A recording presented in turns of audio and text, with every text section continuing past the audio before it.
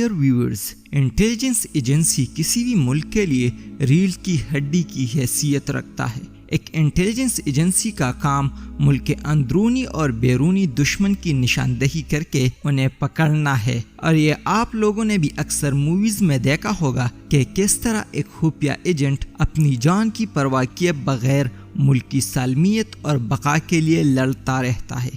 ان کو نہ شہرت کی پرواہ ہوتی ہے اور نہ دولت کی، بلکہ ان کا مقصد صرف اپنے لوگوں اور ملک کی حفاظت کرنی ہوتی ہے۔ ایک خفیہ ایجنٹ نہ صرف خداداد صلاحیتوں کا مالک ہوتا ہے، بلکہ اسے کئی ٹف ٹریننگ سے بھی گزارا جاتا ہے۔ لیکن آج کی ویڈیو میں ہم بات کریں گے دنیا کے ان چند خفیہ ایجنٹس کے بارے میں جن کی قابلیت کا اعتراف خود ان کے دشمنوں نے کیا۔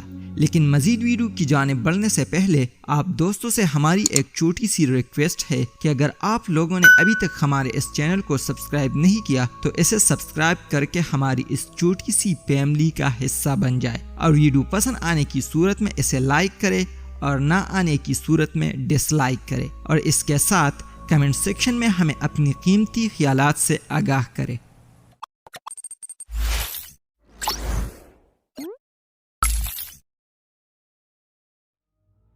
رمیشور ناتھ کاو، جسے آرین کاو کے نام سے جانا جاتا تھا اور جو بھارت کا ایک نڈر خفیہ ایجنٹ تھا۔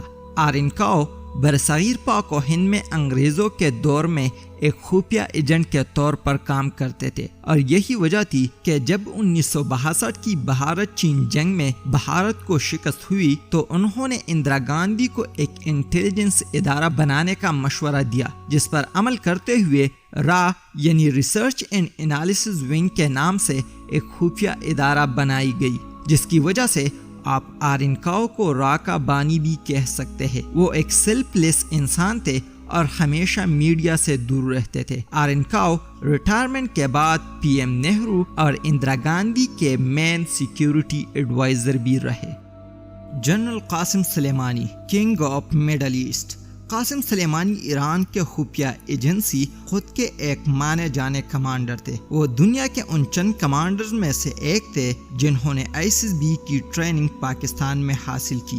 جنرل قاسم سلیمانی ایران میں سپریم کمانڈر آیت اللہ خامنائی کے بعد دوسرے پاورفل ترین انسان تھے، اور انہیں ایران کا دوسرا وزیر خارجہ سمجھا جاتا تھا۔ 1980 سے 1988 تک ایران عراق جنگ میں عراق کی طرف سے قبضے میں لیے گئے ایرانی علاقے بھی جنرل قاسم سلیمانی نے ہی بازیاب کرائے تھے۔ 1998 میں وہ خود فورس کے کمانڈر بنے، عراق اور شام سے داعش کو نکالنے میں ان کی مدد کی اور ایران میں داعش کے ہر منصوبے کو ناکام بنایا۔ ان کے بارے میں امریکہ کا دعویٰ ہے کہ افغانستان میں طالبان کے ٹھکانوں کو نشانہ بنانے میں بھی جنرل قاسم سلیمانی نے ہی ان کی مدد کی۔